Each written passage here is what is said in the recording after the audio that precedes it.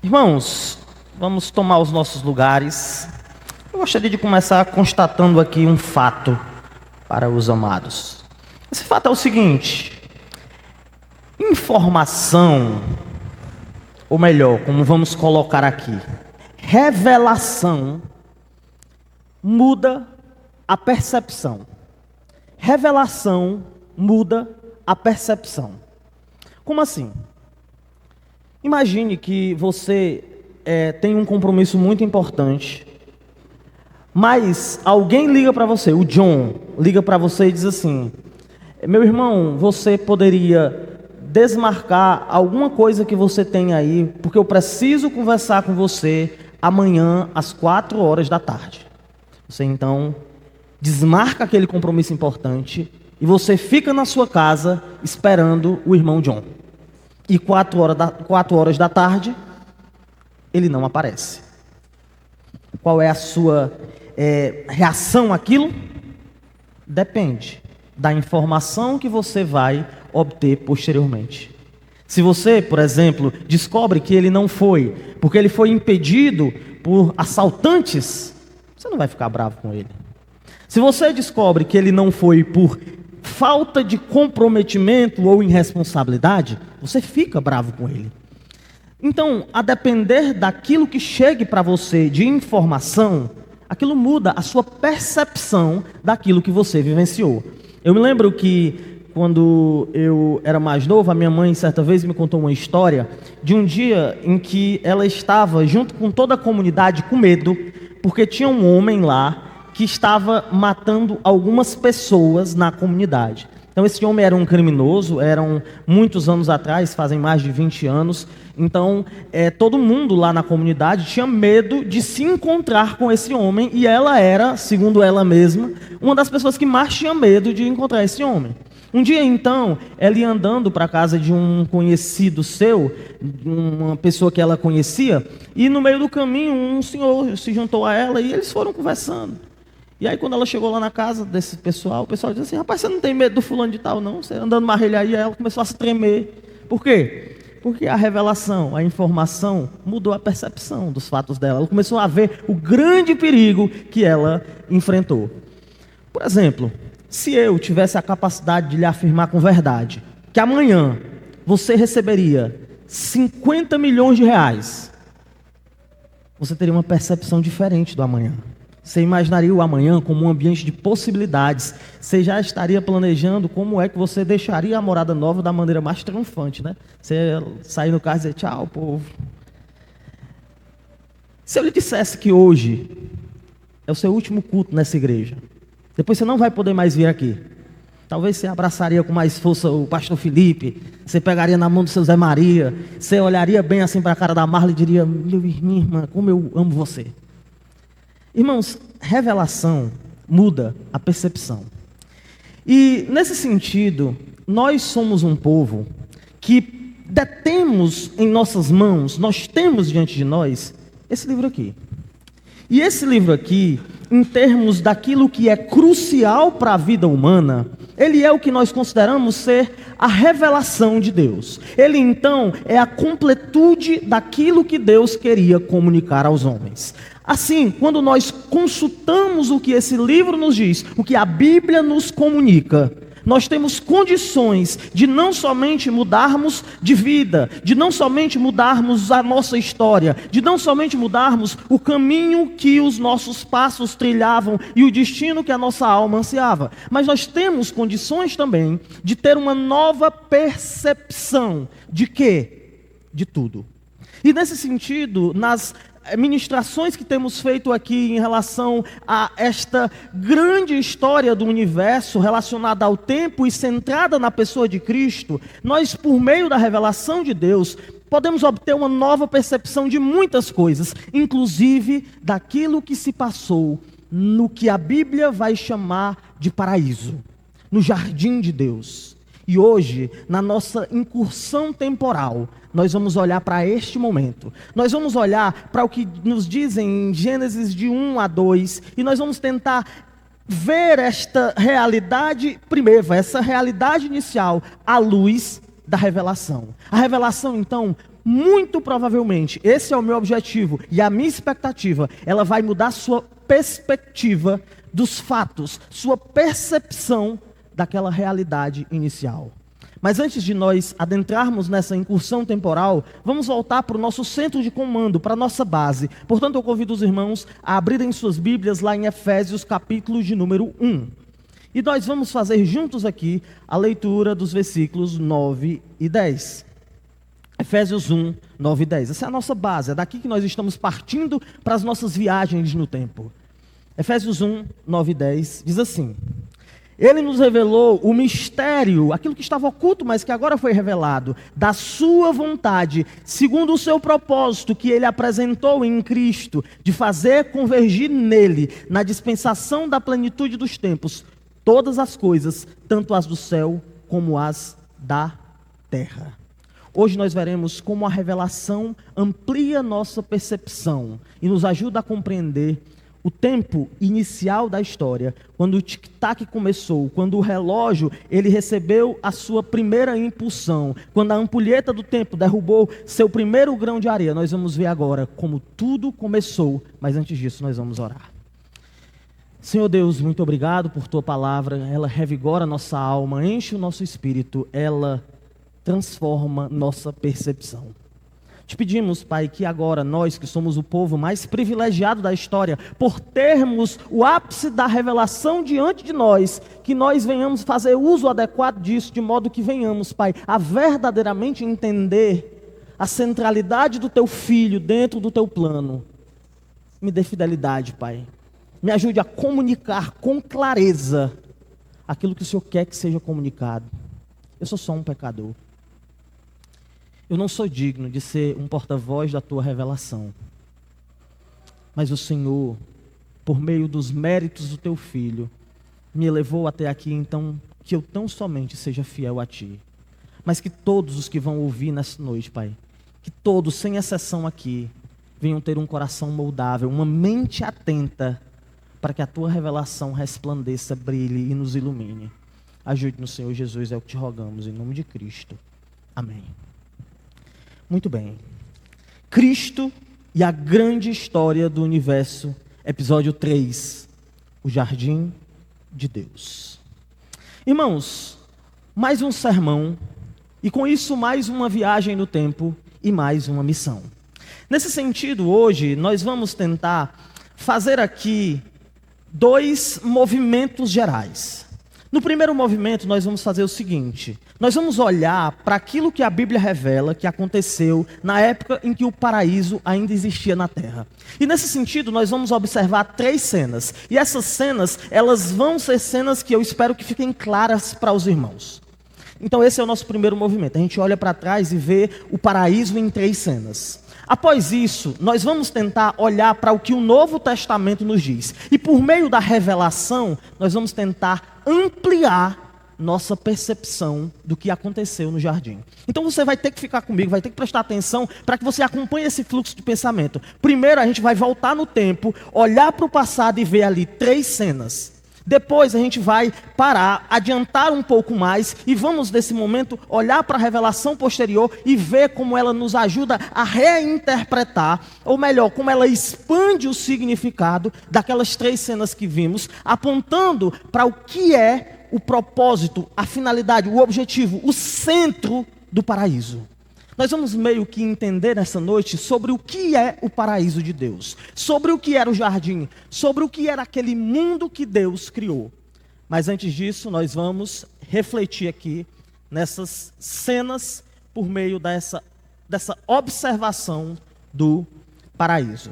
Vamos então começar observando o paraíso. E se a gente fala de paraíso e fala de princípio, temos que ir para Gênesis. Vamos então para Gênesis, primeiro livro da Bíblia. E vamos observar aquilo que nos dizem aquilo que nos diz o versículo 1 do texto. Gênesis 1 e 1. No princípio, Deus criou os céus e a terra. Aqui vai ser a nossa primeira cena, a criação. O que esse texto vai nos dizer é que Deus criou todas as coisas. Deus, ele formou, ele gerou o céu e a terra. Mas nós não devemos entender criar aqui nos termos que hoje se cria. Por exemplo, se eu digo assim, eu criei um carro. Não é que eu criei um carro, eu apenas arrumei um arranjo diferente de organizar peças já existentes em um novo automóvel. Mas quando se fala de criar aqui, está se falando daquilo que vai ser chamado posteriormente, por alguns estudiosos, de criação ex nihilo. O que é isso? É aquilo que diz lá em Hebreus, capítulo 11, versículo 1, quando vai dizer assim...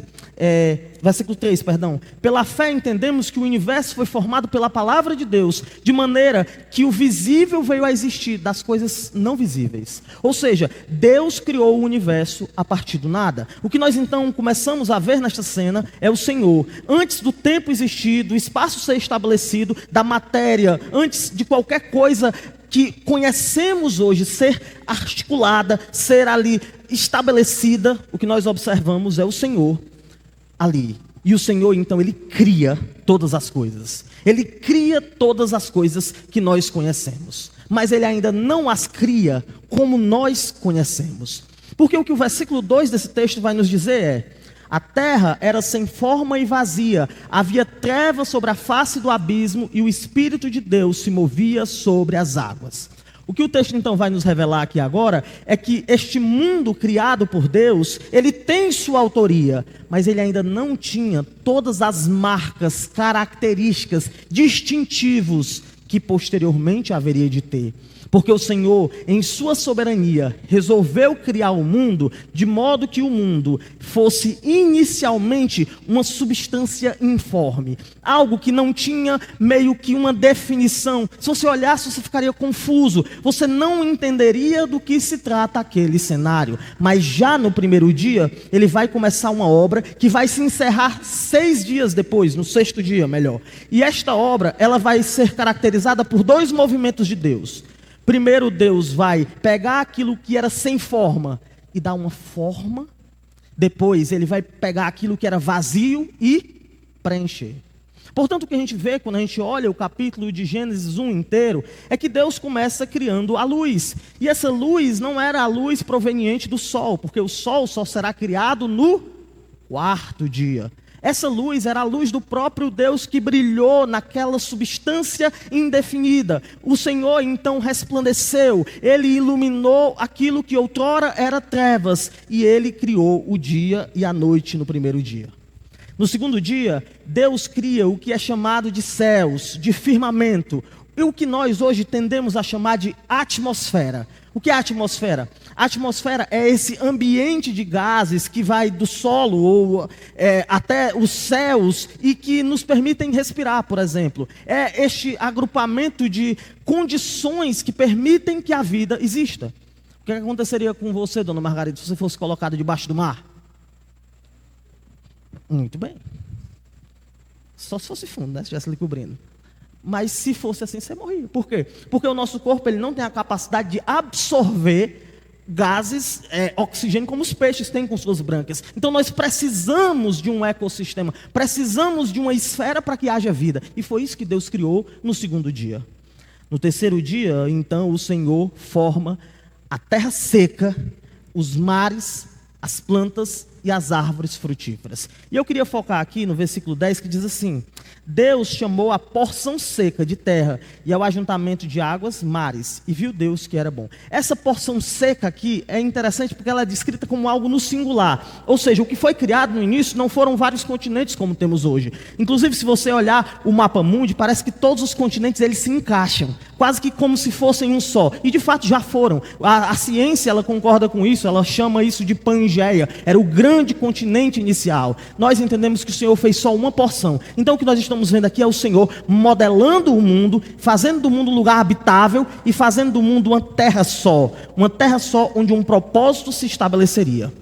Avançando então, o Senhor conclui a sua missão nos 3 primeiros dias de dar uma forma ao mundo, mas o mundo ainda continuava vazio. Nesse sentido, agora no 4º, no 5º e no 6º dia, o Senhor vai preencher o mundo. E no 4º dia ele vai criar o sol, as estrelas, ele vai criar a lua, ele cria esses astros que tanto iluminam o nosso céu. Eu amo as estrelas, principalmente o Cruzeiro do Sul, cinturão de Órion. é uma das únicas constelações que eu aprendi. Aí toda vez eu fico olhando no céu para saber onde é o sul. Por quê? Eu não sei, mas eu tenho esse hábito. Deus criou nesse dia. Nesse dia, então, o sol, ele viu pela primeira vez o seu brilho tocar o solo. O sol, ele foi criado pronto, como todos os planetas, e ali o Senhor criou. Chegamos, então, no quinto dia. Ele cria peixes, animais marinhos e aves. E no sexto dia, dinossauros, animais. Dinossauro existiu. Meu pai dizia que dinossauro era um bocado de osso de jumento que o pessoal tinha emendado e dava aquilo dali. Mas não, existiu. Ele criou os animais. E, por fim, naquele dia, ele cria o homem. O homem feito à sua imagem e semelhança, um ser que deveria dominar, um ser que deveria ter relacionamento com ele, um ser que deveria compartilhar sua glória, e assim nascem Adão e Eva. Posteriormente vai ser descrito a criação de Eva, mas não vamos entrar nisso por uma questão de tempo aqui. Então o que aconteceu foi o seguinte: quando você olha para a criação, se você tem a oportunidade de ver os 6 primeiros dias, você vê o Senhor criando um mundo sem forma, vazio, depois formatando, dando modelagem àquele mundo e o preenchendo, de modo que agora, quando a gente termina de ver este processo criacional no sexto dia, tudo o que se tem hoje já existia. O homem já estava lá, os animais já estavam lá, e Deus já estava lá também. Então chegamos no sétimo dia. E no sétimo dia Deus descansa. Por que ele estava cansado? Não. Esse descanso aqui é um descanso contemplativo. É uma avaliação, uma apreciação. É Deus olhando para o que ele criou e dizendo: como é belo, como é lindo, como é magnífico tudo o que veio das minhas mãos. Tudo era muito bom. Tudo era maravilhoso. Eu queria muito ter vivido nessa época aqui. Mas talvez eu era a serpente, né? Se eu tivesse vivido. Enfim. Então, Deus criou o mundo. Deus criou todas as coisas. Essa é a primeira cena, certo? Vamos agora para uma segunda, olhando para o paraíso. Agora que a gente já viu que Deus criou o mundo e como Ele criou, vamos ver basicamente o que se veria se nós tivéssemos a oportunidade de olhar para o passado. E essa é uma parte da história muito confusa. Muitas pessoas têm uma visão muito infantilizada. O pessoal pensa que era uma florestazinha, tinha um bocado de árvore, a maçã, e aí o pessoal come a maçã, dá tudo errado. Não, existia toda uma projeção estilística de Deus para comunicar uma mensagem com o cenário que ele estabelece no início. Então preste atenção, porque agora nós vamos para a segunda cena e veremos o mundo criado. Uma vez então que Deus criou o mundo, nossa viagem no tempo, ela nos permitiria ver um mundo lindo, cheio de cores, cheio de vida. Tudo então está ali num estágio de pureza. Os animais brincam uns com os outros. O leão, ele não é o grande rei que ameaça as coisas. Não, tudo está ali de uma maneira significativamente bela. E se nós procurássemos então Adão e Eva, a gente não os encontraria perambulando no meio do mundo e passeando pela terra, não. Adão e Eva, eles tinham residência, eles tinham sua morada numa montanha. Começa por aí, numa montanha. Vamos então começar vendo esse ponto aqui. Vamos abrir nossas Bíblias lá em Ezequiel 28, 13 e 14. A gente vai ter que agora começar a entender as coisas à luz de revelação posterior, para que a gente entenda o cenário de uma maneira mais completa. Ezequiel 28, 13 e 14.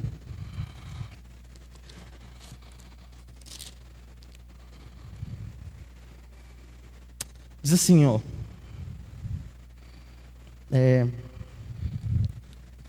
Você estava no Éden, jardim de Deus, e se cobria de todas as pedras preciosas: sardio, topázio, diamante, berílio, ônix, jaspe, safira, carbúnculo e esmeralda. Os seus engastes e ornamentos eram feitos de ouro e foram preparados no dia em que você foi criado. Você era querubim da guarda que foi ungido. Eu o estabeleci. Você permanecia no Monte Santo de Deus e andava no meio das pedras brilhantes. Na próxima pregação a gente vai falar um pouco mais desse texto, mas por agora eu queria focar em 2 detalhes. Existe uma espécie de maneira de pensar para o povo hebraico que é chamada de paralelismo. O que é o paralelismo? O paralelismo é uma ideia sendo apresentada por meio de pares.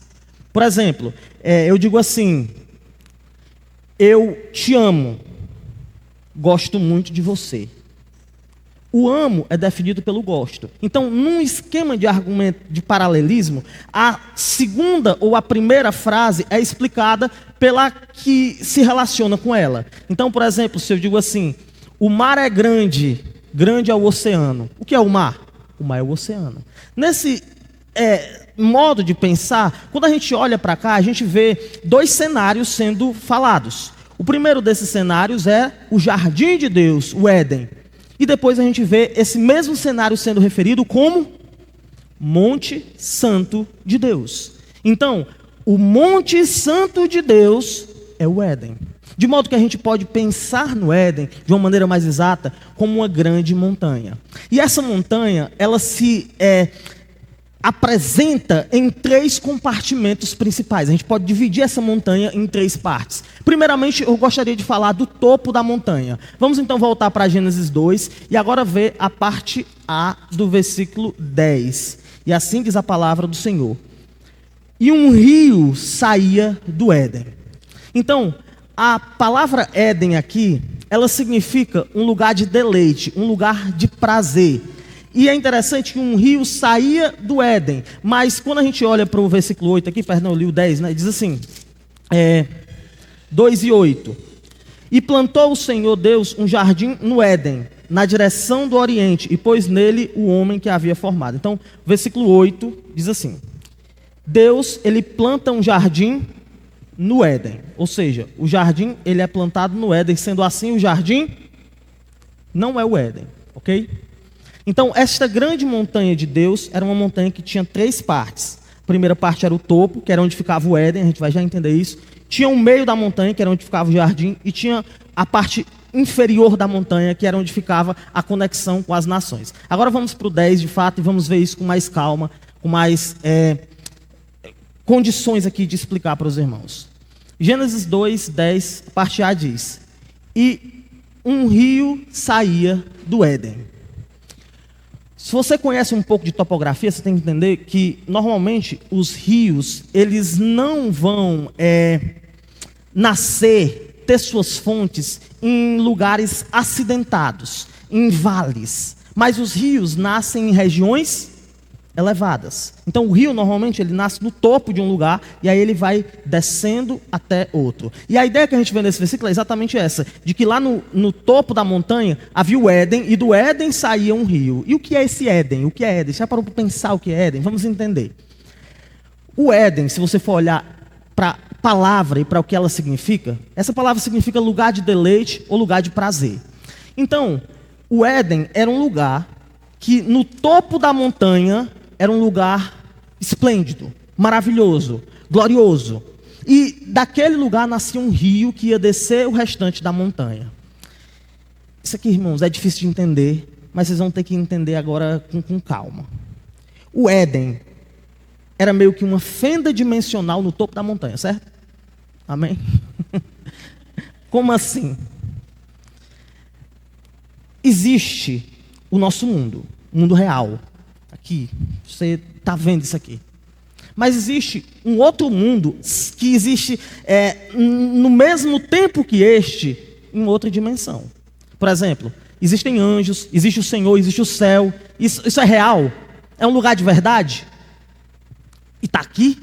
Não. Então a gente entende que nosso mundo, o planeta Terra, ele está em uma dimensão e que os anjos, o Senhor Jesus, os céus, eles estão em uma outra dimensão.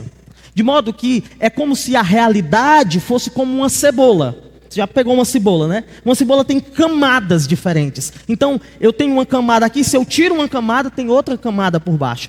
Então, a nossa realidade é assim, ela tem camadas. E o que é o Éden? O Éden é como se fosse um portal, uma ponte, é como se fosse uma ligação entre o mundo dos homens e o mundo dos céus, o mundo dos seres angelicais. Então vamos tentar entender o que está sendo dito aqui. O que está sendo dito aqui é o seguinte, que existe uma montanha que foi feita por Deus, e no topo dessa montanha existia um portal, uma ligação entre o mundo dos homens e o mundo dos seres celestiais.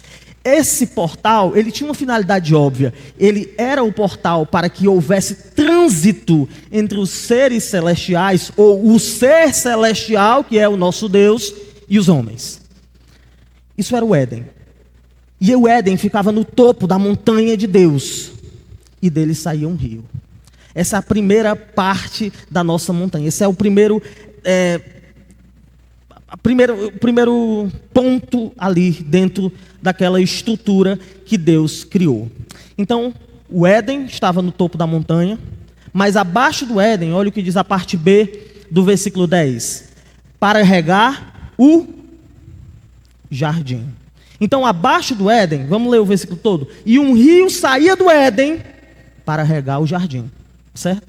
Aí uma progressão, uma descida. Abaixo do Éden, mais ou menos no meio da montanha, existia um jardim. E é interessante a palavra jardim ser usada, porque a palavra jardim, ela denota algo que não é simplesmente um monte de mato. Você não vai olhar ali para trás da igreja e dizer: que jardim lindo do pastor Micael, que ele está fazendo aqui nesse terreno baldio. Não, você vai dizer: rapaz, que mata é isso aqui mesmo? É muriçoca isso aqui. Então não era nesses termos que estava configurado a ordenação de plantas ali. Mas era um jardim, algo planejado, algo belo, algo cheio de vida. Então o Senhor, Deus, fez uma montanha que tinha um portal para os céus, que dali do alto descia um rio que dava num jardim, num belo jardim. Não uma floresta, num jardim. É como se, você tem que pegar essa ideia, é como se um ambiente tivesse sido preparado para que aquele que saía do portal viesse para estar com o homem em reunião. É isso. O Éden, ele é uma grande sala de reunião. Ele é uma sala de reunião entre o Deus que viria e o homem que estava ali. E por fim, existe um terceiro ambiente, um terceiro compartimento no Éden, que é a correnteza para o lugar das nações. Na parte C do versículo 10 nós lemos: e lá se dividia, repartindo-se em 4 braços, e mais à frente o texto vai dizer que os braços eles alimentavam grandes rios, que são lugares onde nações prosperaram. Então o que a gente vê no topo da montanha, um portal, que vai dar no jardim, que vai dar nas nações. Logo, o que o Senhor intentou, quando Ele criou o Éden, era comunicar de maneira gráfica, de maneira visual, de maneira palpável, real, o seu grande propósito para a criação que Ele havia feito. E qual era o propósito de Deus? Deus queria vir dos céus à terra, habitar com os homens, de modo que essa habitação, a gente vai ver isso daqui a pouco, fosse expandida e virasse a terra inteira. O propósito de Deus é que o mundo todo virasse o grande jardim. Seria muito bela se a história fosse essa a que vivemos hoje. Sabemos que não, vamos falar disso posteriormente. Então era esse o cenário que se via, e essa é a nossa segunda cena. Uma grande montanha, no topo está o Éden, abaixo está o jardim, mais abaixo a conexão com as nações. Nós poderíamos chamar essa montanha de o grande projeto da reunião entre Deus e os homens. Ainda existiam 2 detalhes que a gente não pode deixar de destacar. O versículo 9 do capítulo 2 vai dizer: do solo o Senhor fez brotar todo tipo de árvores agradáveis à vista e boas para alimento, e também a árvore da vida no meio do jardim, e a árvore do conhecimento do bem e do mal. Então esse jardim era quase que como um pomar, cheio de árvores frutíferas, tinha lá todo tipo, toda sorte de planta. E entre aquelas plantas, 2 se destacavam. Uma era a árvore da vida. Olha aqui a conexão, vocês têm que pegar essas conexões. Jesus estava, antes de criar o mundo, exalando amor e vida. Ele cria uma árvore da vida.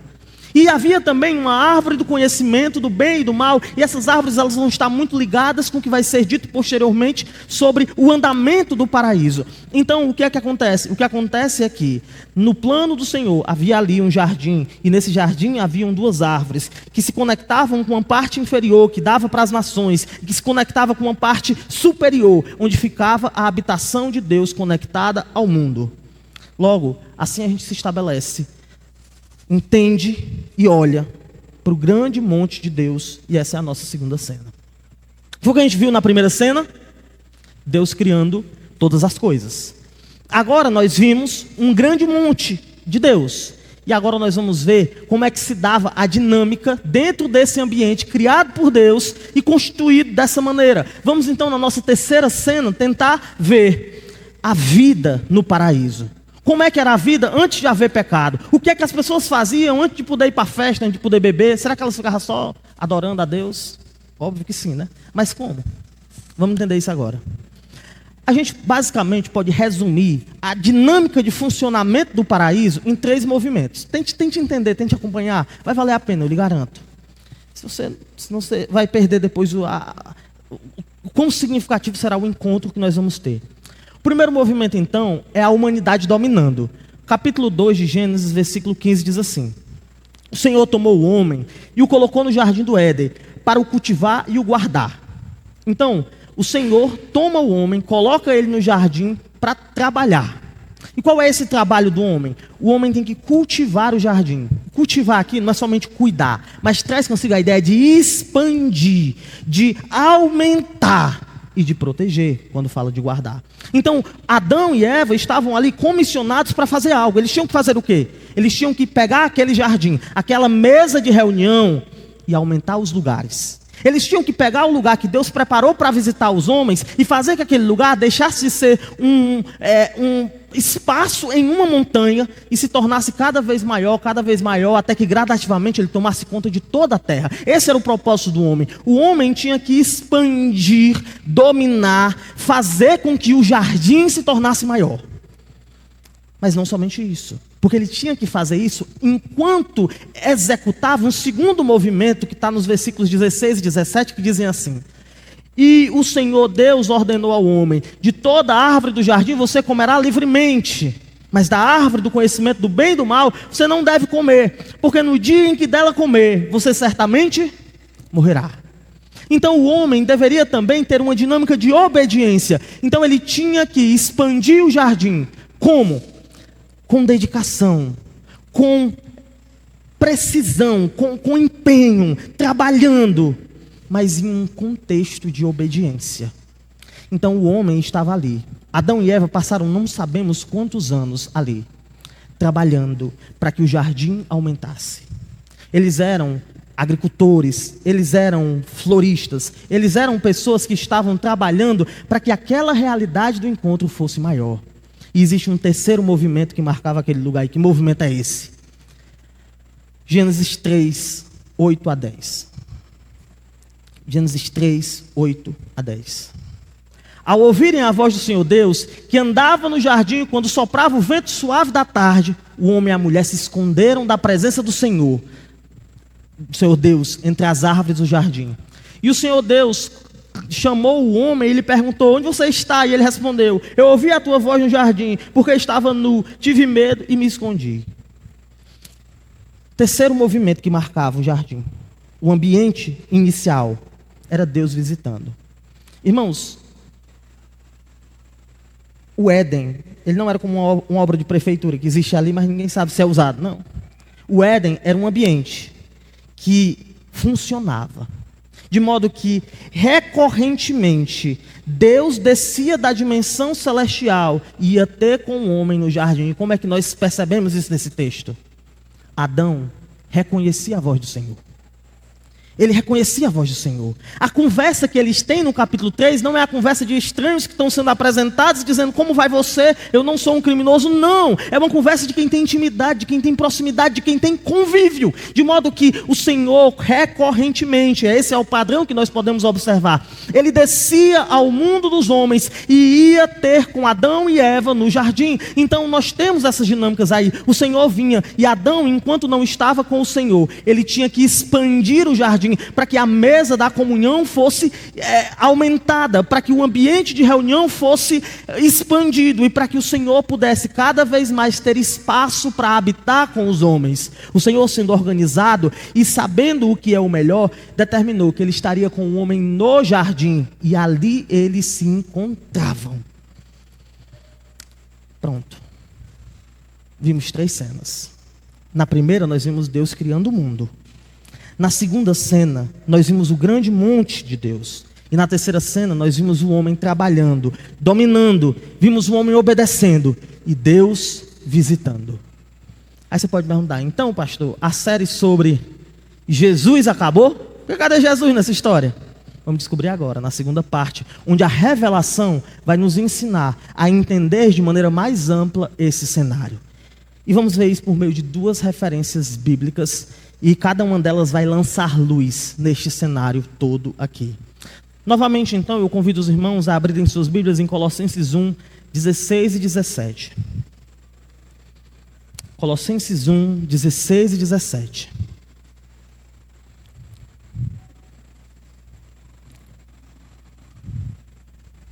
Amém? Pois nele foram criadas todas as coisas, nos céus e sobre a terra, as visíveis e as invisíveis, sejam tronos, sejam soberanias, quer principados, quer potestades, tudo foi criado por meio dele e para ele. Ele é antes de todas as coisas, nele tudo subsiste. Irmãos, o que nós observamos agora, que a revelação lança luz, é que Deus, Ele não estava no tempo antes do tempo, naquilo que antecede a criação, e simplesmente disse assim: eu vou criar o mundo. Não foi isso. Mas a criação, ela teve um motivo. Ela teve um elemento que impulsionou que ela acontecesse. E o motivo da criação, segundo esse texto, é Jesus. Se Jesus não estivesse ali agindo, não haveria mundo, não haveria terra, não haveria o processo de criação. Ele então é aquele que arquitetou, que planejou, que executou. Ele é aquele que foi a força, que em parceria com a fonte que é o Pai e com a aplicação que é o Espírito, ele fez com que o ser de Deus se voltasse para construir cada uma das coisas da humanidade. Foi Jesus que planejou as conchas do mar. Foi ele que planejou qual seria a tonalidade do canto das gaivotas. Foi Jesus que criou o ambiente onde os peixes poderiam respirar, seja ele mar, seja ele lagoa. Foi o Senhor que fez o ornitorrinco, aquele bicho estranho. Ele planejou todas as coisas. O Senhor Jesus planejou o mundo. E não somente planejou, mas ele foi a força do ser de Deus que levou Deus a fazer isso. Você já viu um barco a velas? O que é um barco a velas sem vento? Você já viu um carro? O que é um carro sem motor? Você já deve ter visto uma bicicleta. O que acontece com uma bicicleta se não houver pés pedalando? Você já deve ter descobrido quando era criança. Jesus, ele é aquele que move a criação. Ele é aquele que faz com que tudo exista. Então você diz assim: onde é que está Jesus no Éden? Irmão, vocês não estão entendendo. Se não tivesse Jesus, não tinha Éden. Se não tivesse Jesus, não tinha montanha, não tinha nada. Se não tivesse Jesus, não tinha Adão. Se não tivesse Jesus, o mundo não existiria. Jonathan Edwards disse o seguinte: olha essa frase como é legal. A criação do mundo parece ter ocorrido especialmente com essa finalidade, que o eterno Filho de Deus pudesse conseguir uma esposa, para com a qual ele pudesse exercer plenamente a infinita benevolência da sua natureza, a quem ele pudesse, por assim dizer, abrir e verter essa imensa fonte de condescendência, amor e graça que havia no seu coração, e que dessa forma pudesse ser glorificado. O universo só existe por causa de Jesus. Você já teve a experiência de estar num lugar e uma pessoa conhecida vir na sua direção e você pensa que ela vem falar com você e na verdade ela vem falar com outra pessoa? O universo é assim. Deus, ele não criou o universo por causa de você. Deus não criou o universo para mostrar como seria um bonito o movimento das baleias no oceano. Deus não criou o universo para mostrar como seria bonito o pico do Monte Everest. Deus não criou o universo para que a sua história pessoal de satisfação fosse executada. Deus criou o universo por uma causa. E o motor desta criação, não somente o motivo, mas aquilo que vai definir cada detalhe, cada espaço, cada elemento, é o próprio Jesus. Então onde é que está Jesus? Jesus está ali em Gênesis 1. Jesus é aquela luz que ilumina as coisas. Ele é, escute isso, a palavra que cria. Ele é a palavra que cria. Vamos a um segundo texto. João 1, 18. Evangelho de João 1 e 18. Abra sua Bíblia lá.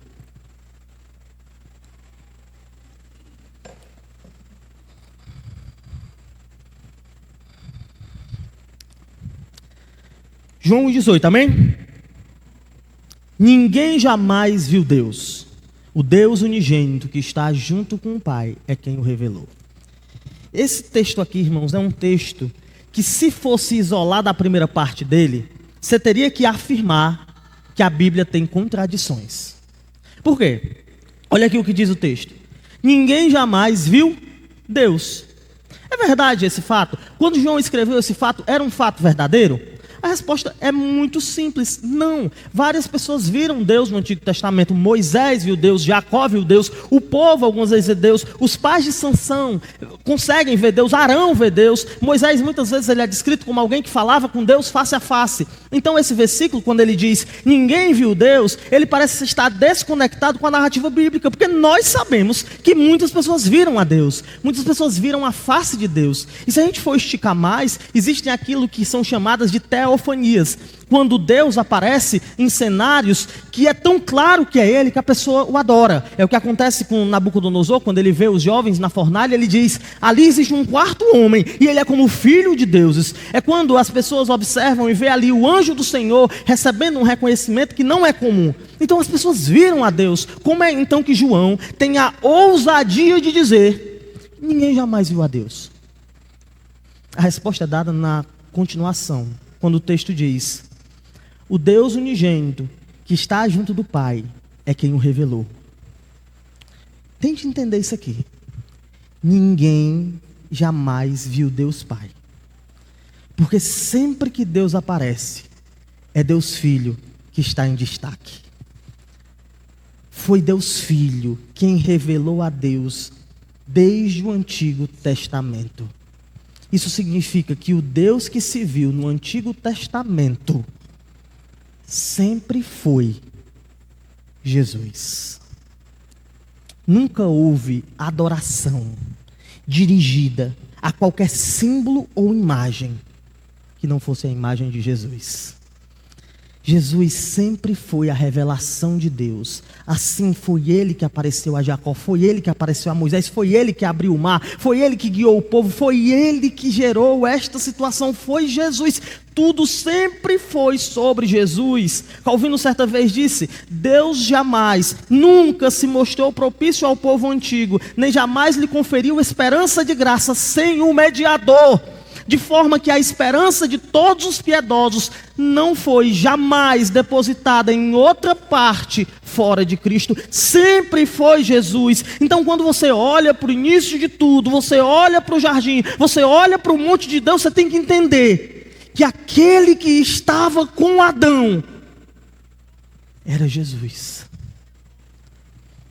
Assim ele foi o arquiteto, ele foi o executor, ele foi o protagonista do paraíso, de modo que a missão que nós tínhamos em Adão era tornar esse mundo aqui o lugar onde Jesus viria se encontrar conosco.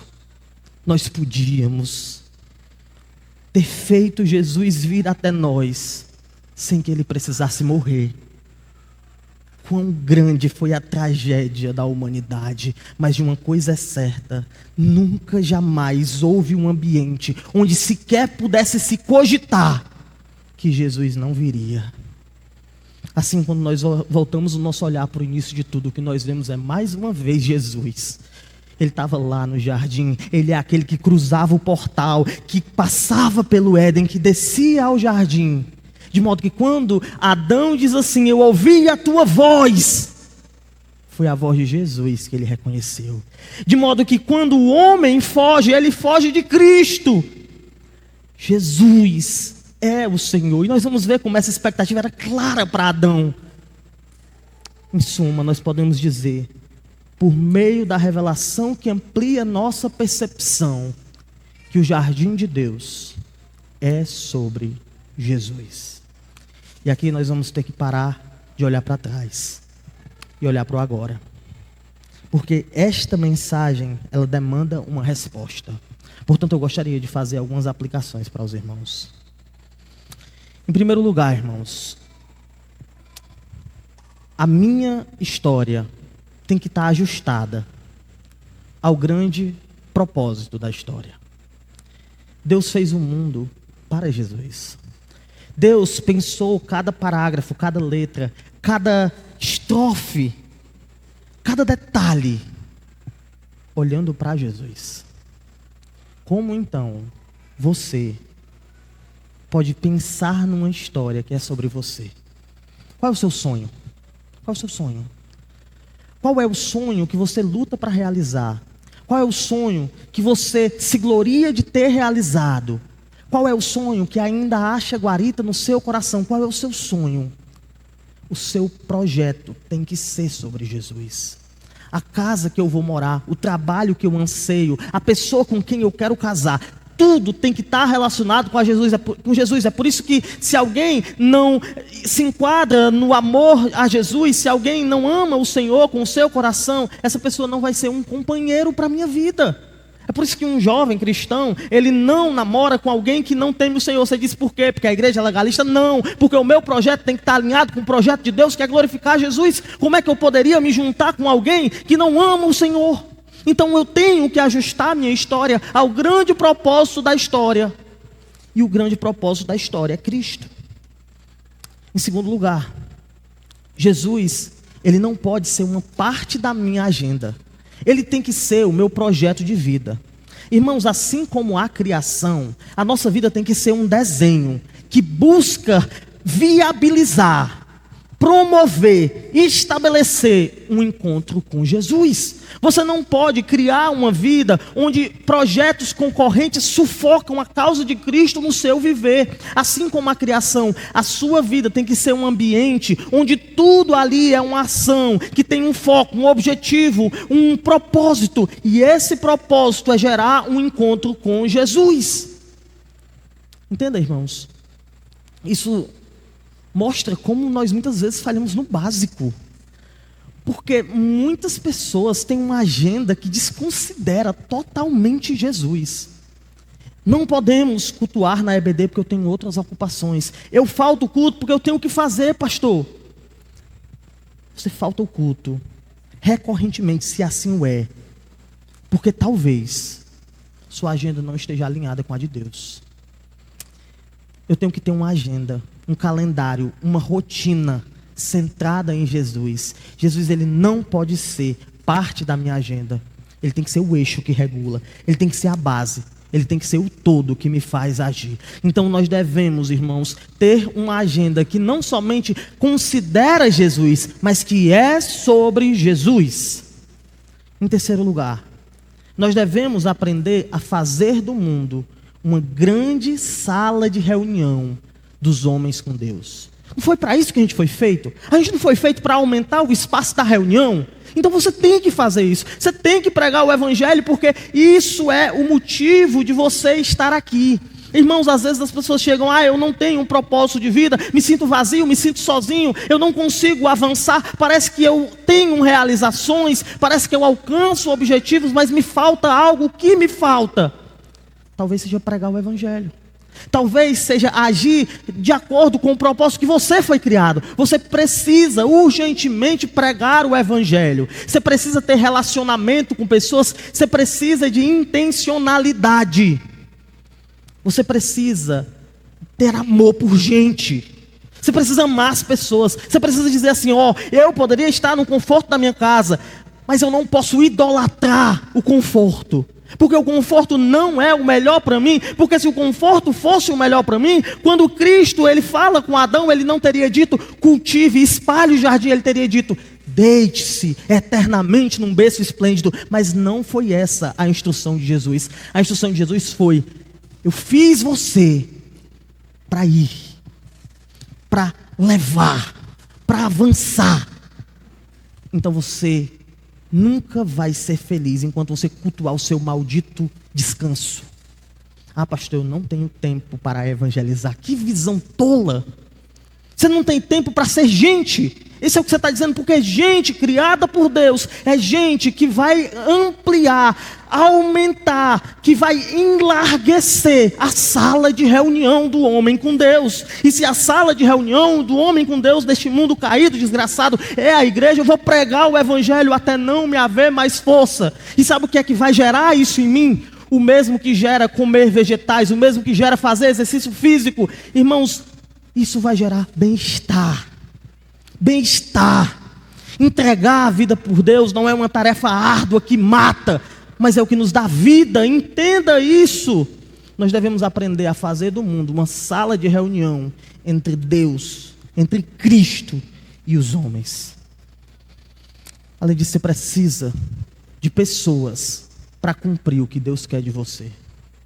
Deus não planejou o mundo para Adão e Eva trabalharem sozinhos e levarem cada um de cada vez toras de madeira para expandirem. Não. Ele queria que uma nação nascesse. Ele queria que um povo fosse ali estabelecido. Ele queria que esse povo juntos, em mútua cooperação, em esforço, em planejamento conjunto, em atitude coletiva, que esse povo expandisse o jardim, de modo que você deve entender que você precisa de gente para cumprir o que Deus quer. Você precisa de pessoas, você precisa de abraços, você precisa de carinho, você precisa de gente dentro da sua casa. Você precisa de pessoas falando para você aquilo que você não quer ouvir. Você precisa de conselho, você precisa de exortação. Você precisa de gente. Porque senão você não vai conseguir cumprir sua missão. Irmãos, muitos casos que temos visto hoje têm ligação com isso. As pessoas sozinhas, em casa, aproveitando o que se tem chamado de própria companhia, solitude. Isso é bobagem. Você precisa de gente. Óbvio que com moderação. Você precisa ter tempo para meditação, você precisa ter tempo para a sua família. Mas a sua casa, ela tem que ser um oásis, onde vida chega e vida sai. Vida de vida, gente com gente, levando a habitação de Deus adiante. Em quinto lugar, o relacionamento com Deus é mais importante do que tudo na nossa vida. Observem que o Senhor Jesus, ele instrui Adão a tomar algumas atitudes. Ele pede que Adão domine, leve o jardim adiante, mas ele pede também que Adão obedeça, que Adão guarde ali a ordem de não comer da fruta. Mas tanto o dominar como o obedecer estão subordinados a um propósito maior. E qual é o propósito maior? É que a comunhão entre Cristo e os homens aconteça. Então, irmão, você tem que entender isso.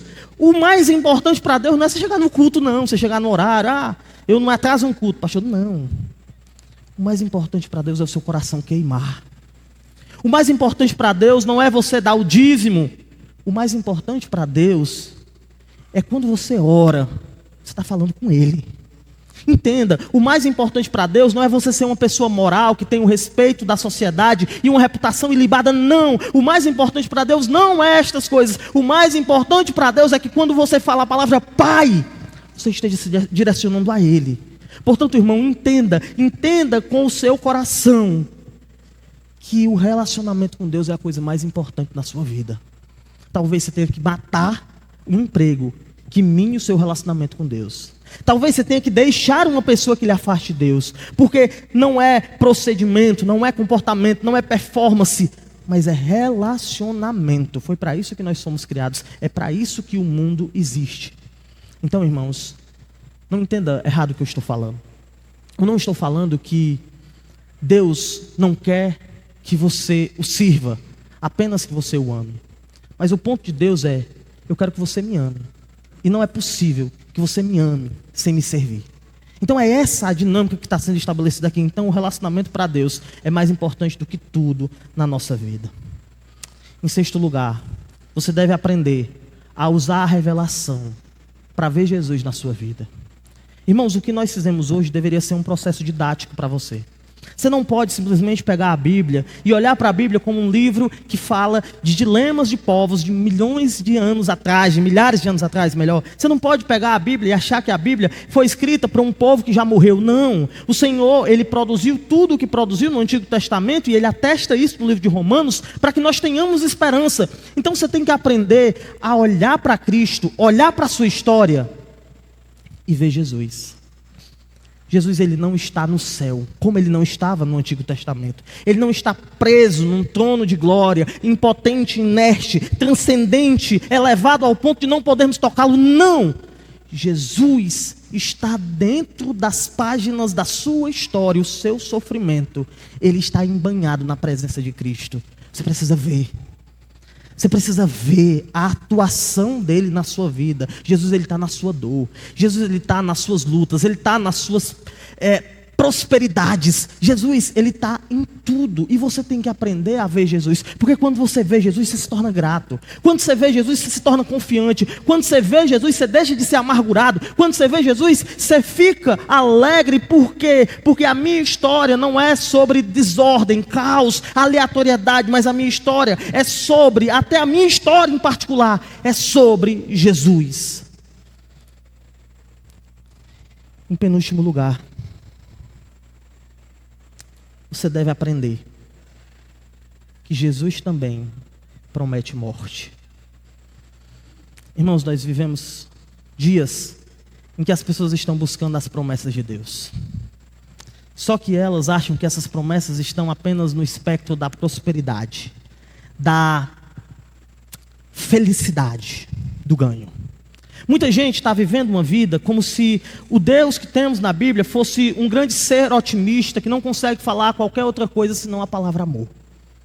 Mas o que nós vemos aqui, na pessoa do Cristo revelado logo no início, é que ele também promete morte. Não uma morte ficcional, mas uma morte que nos arruinou de tão real que é. Portanto, você tem que entender que o Senhor Jesus também promete morte. Ele não promete para você só vida, que tudo vai dar certo. Ele não é um coaching que vai lhe animar nas suas debilidades, não. Mas o Senhor Jesus, Ele olha para você e diz, tem vida em abundância. Mas se você rejeitar, existe um lago de fogo ardente pronto para te consumir. Em Números 32 e 23,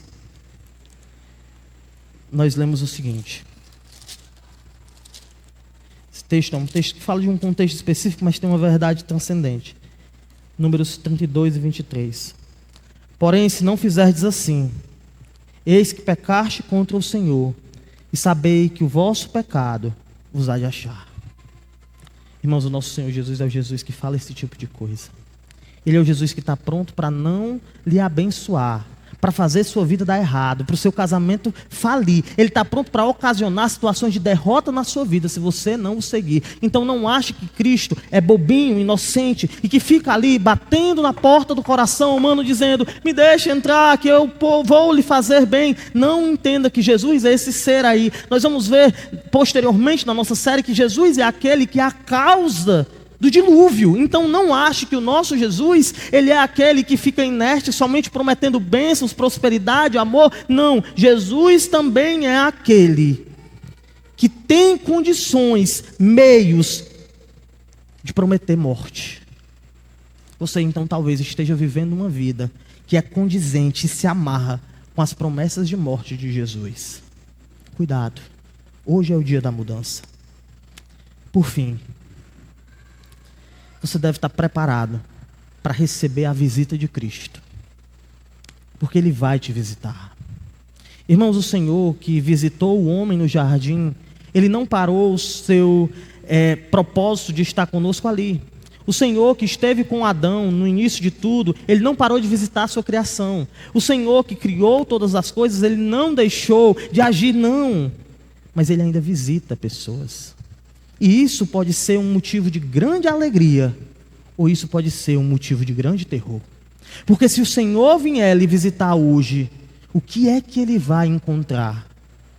Talvez Ele encontre uma alma de joelhos, dizendo, tem misericórdia e sê propício a mim, pecador. E se for assim, Ele lhe dará um abraço. Mas pode ser que Ele encontre uma alma rebelde, uma alma que não olha para a graça, que dispensa o favor divino, que despreza o agir de Deus. E se Ele encontrar esta alma, não precisa se preocupar, porque diante de você estará um juiz. Então Cristo, Ele nos visita, e Ele está chegando. Ele está chegando mais uma vez. O dia já está chegando ao fim, e na viração do dia, o Senhor Jesus vem nos encontrar. O tic-tac do relógio que agora existe marca a chegada daquele que vem. E quando Ele vier, o que é que Ele verá? Hoje é o dia de você se colocar de joelhos. Hoje é o dia de você, junto com o mundo criado, louvar o nome de Jesus. Hoje, irmãos, a revelação nos mostrou que Cristo é o centro também do paraíso. Tudo é sobre Jesus. Senhor Deus, muito obrigado. Muito obrigado por teu amor, por tua graça. Muito obrigado porque tua revelação, ela nos mostra como agir, para onde ir, o que fazer, o que pensar. Mas mais do que isso, ela nos mostra a quem amar. E nós amamos a Ti. Amamos a Ti, Senhor, que esteve conosco no jardim, que esteve no jardim do Éden, que esteve no jardim do Getsêmani, e que hoje brotou, floresceu no nosso coração. Te amamos, Senhor Jesus. Nos enche de convicção, de graça. É isso que te rogamos, em nome de Jesus Cristo.